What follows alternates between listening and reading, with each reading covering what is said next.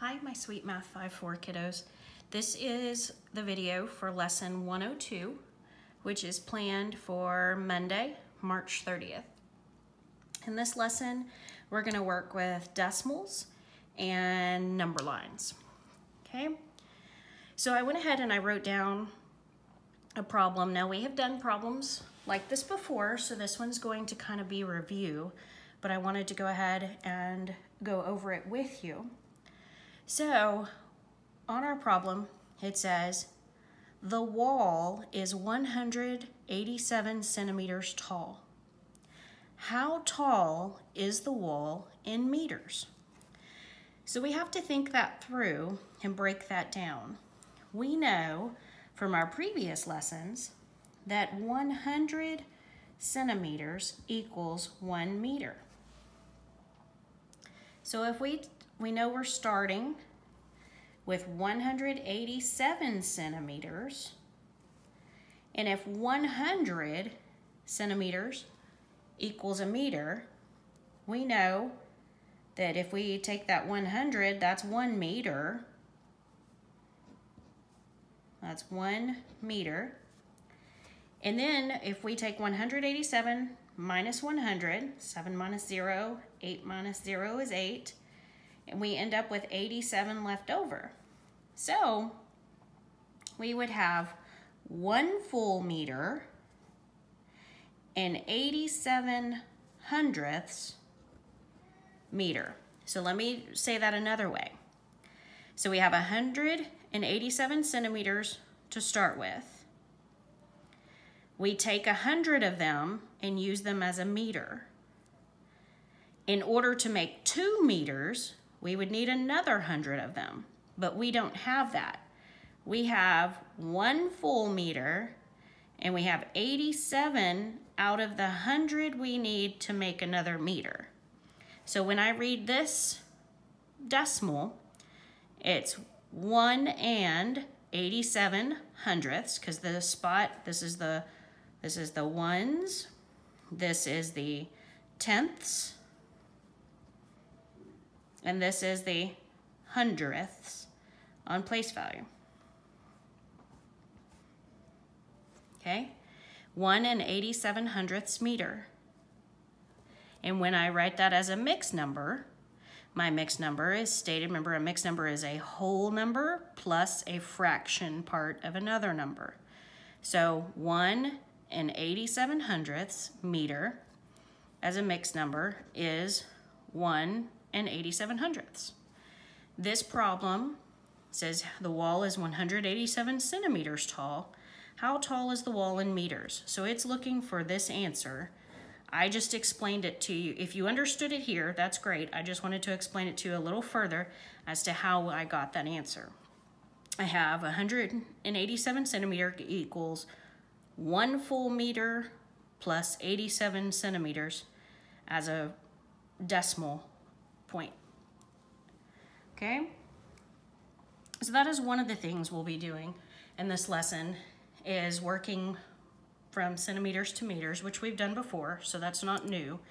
The other thing, most of what we'll be doing in this lesson deals with number lines. Okay? I'm going to do a quick review. Make sure my whole number line shows up there. Okay? Let's see.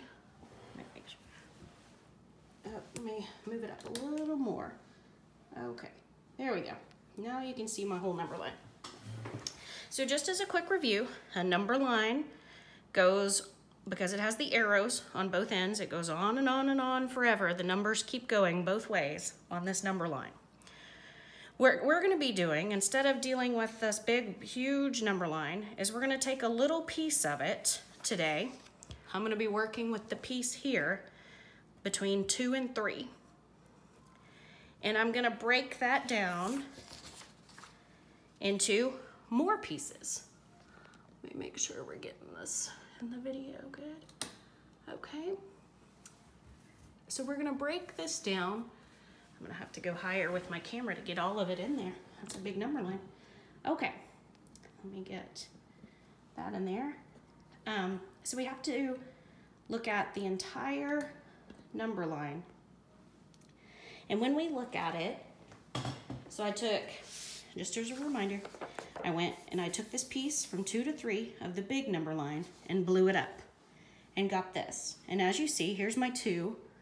Hopefully you can see that. Let me write it a lot bigger because I didn't realize my camera would have to be so far away. There we go. Now you can see my 2 and my 3 much better. So this is between 2 and 3. There's lots of tick marks in between 2 and 3, as you see. But if we look and we count the big ones, we can look and see how many this is divided into. For example, we have, you don't count the 2, you start here, 1, 2, 3, 4, 5, 6, 7, 8, 9, 10. So it's divided into 10 pieces. So we know that each of these are 1/10.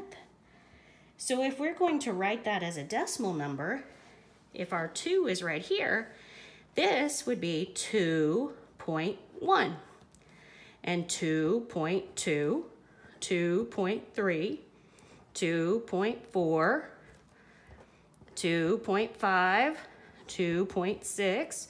Well, I'm saying point, but we know the proper way to say that is 2 6/10. I'll start doing that properly. 2 7/10, 2 8/10, 2 9/10, and 3. So I've split it into tenths now as a decimal. Those decimals, we know, can also be mixed numbers. If I was to write 2 1/10 as a mixed number, it would be 2 1/10. Then 2 2/10, 2 3/10.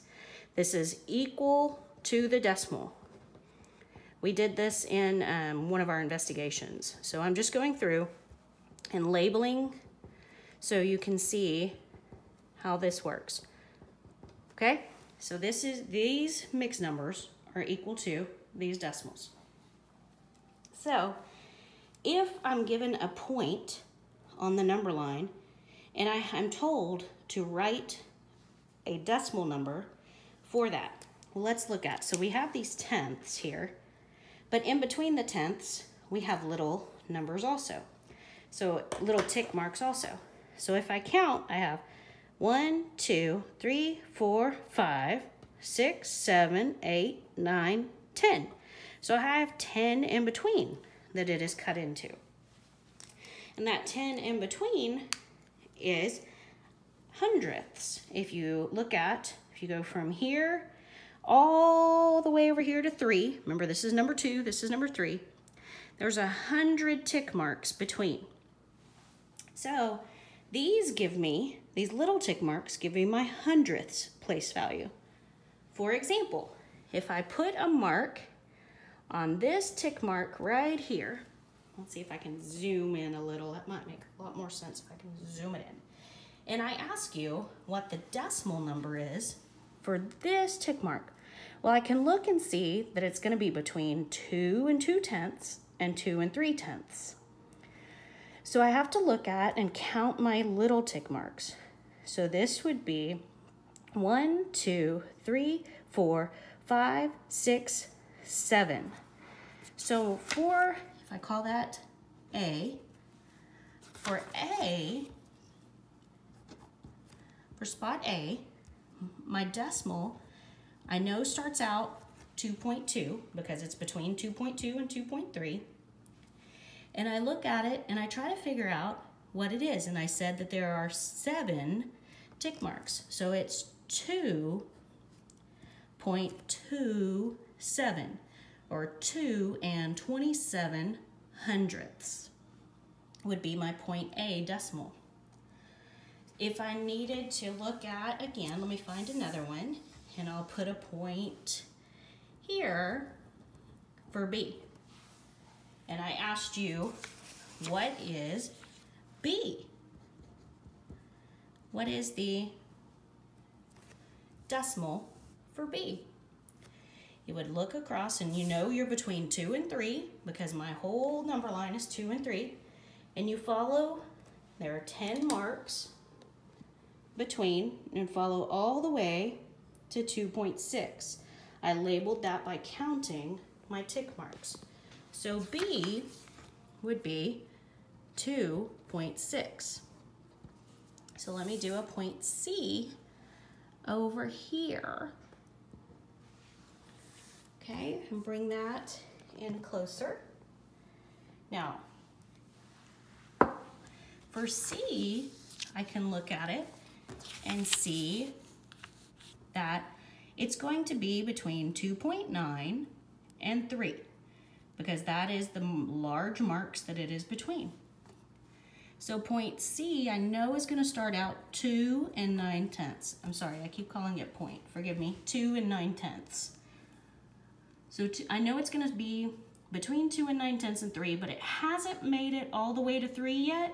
So it's going to start out with 2 and 9/10. I know that for a fact. And then I have to count my tick marks. 1, 2. So I have 2 hundredths on there. So 2 and 92 hundredths. It's like I counted on my number line. I went to 2, and if I went all the way to here, that's 90 tick marks. That's my 9 digit. And then there's 1, 2, and that's my 2 digit. So 2 and 92 hundredths. Okay, I'll do one more of those. Let's do a point D right in there. If I needed to know what point D was, I'd have to look and say, okay, I know D is going to fall between 2.4 and 2.5. So I know it hasn't made it because the number line, the numbers get bigger as they go to the right. This way. Let me put my thumb out. That way. They get bigger as they go to the right. So it has not made it all the way to 2.5. So I know that my number will start out as 2.4 because it's to the right of 2.4. So then I have to count my tick marks, and I have 1, 2. So I have 2 hundredths. So for point D, my point is at 2 and 42 hundredths. Okay, so then I can use these marks and this big number line to determine how to round numbers. Okay, let me go back up and get my camera. Sorry guys that I haven't had to move my camera around so much. Okay, there we go. I can use this to round numbers.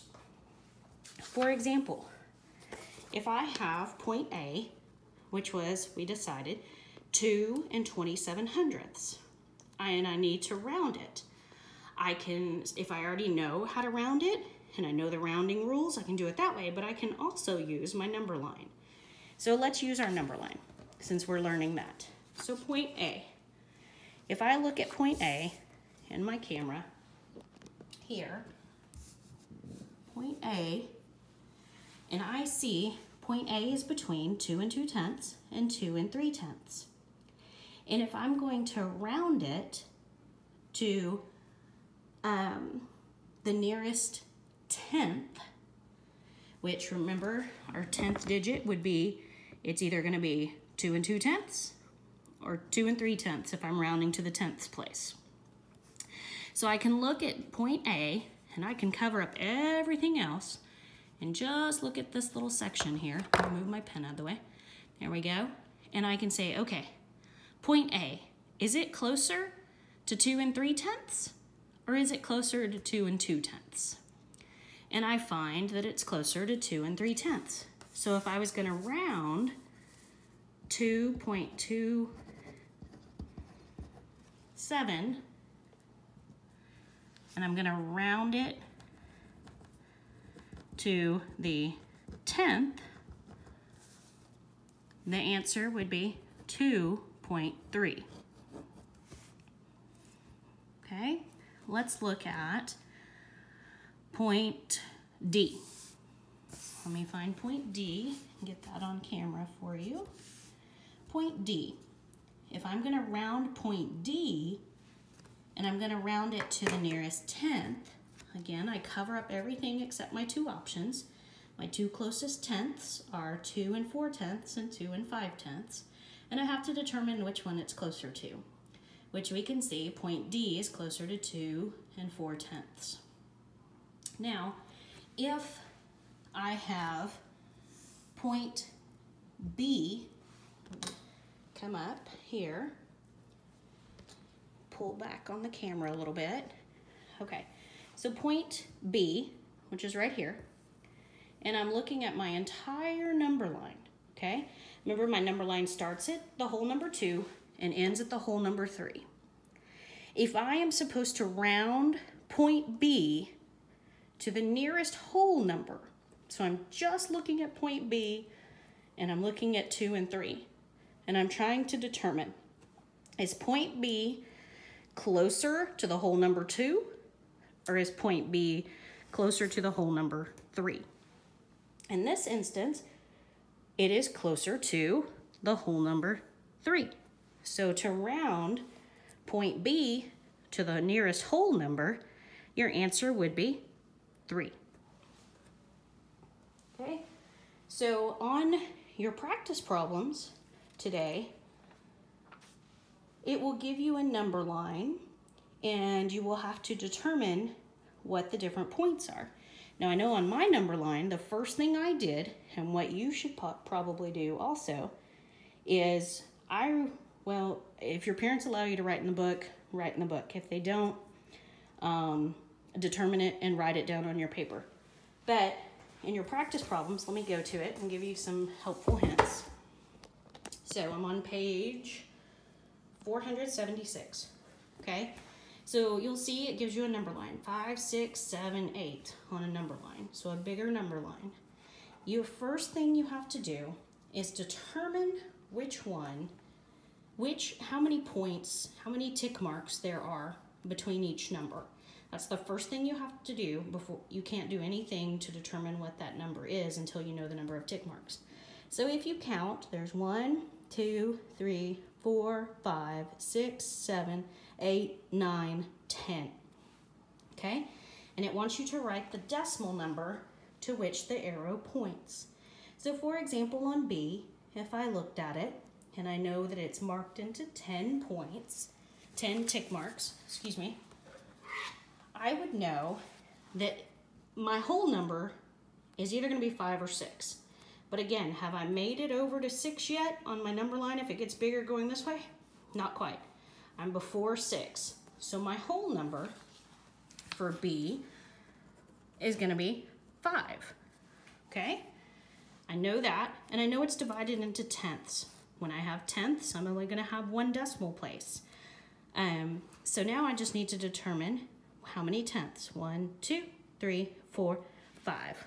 5 and 5 tenths would be how you do B. Okay? When you get down to E, F, and G, it's going to be, it takes the number 4 and the number 5 and breaks it into a whole lot of tick marks. So you have to figure out how many tick marks are there. Well, the first thing you do is start with the biggest tick marks.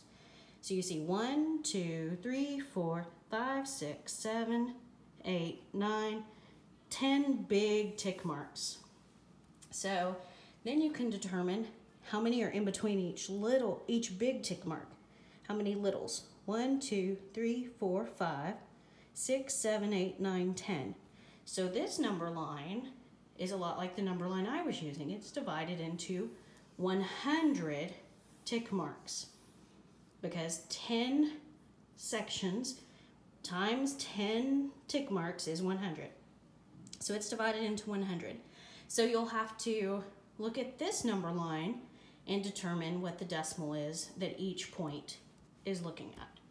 Down here, if you need to put it on a number line to round it, you can do that. Be sure you pay attention. H tells you to round it to the nearest whole number. I tells you to round it to the nearest whole number. But J tells you to round to the nearest tenth. So just be sure you pay close attention to those instructions. Okay, the video for lesson 103 will be coming. If you have any questions, please have your parents contact me. The best way is text. When people post in Google Classroom, for some weird reason, it does not always notify me. Usually it does not notify me. Unless they're responding to one of my posts, then I get a notification. But anyway, I hope you're all doing good, and I will talk to you soon.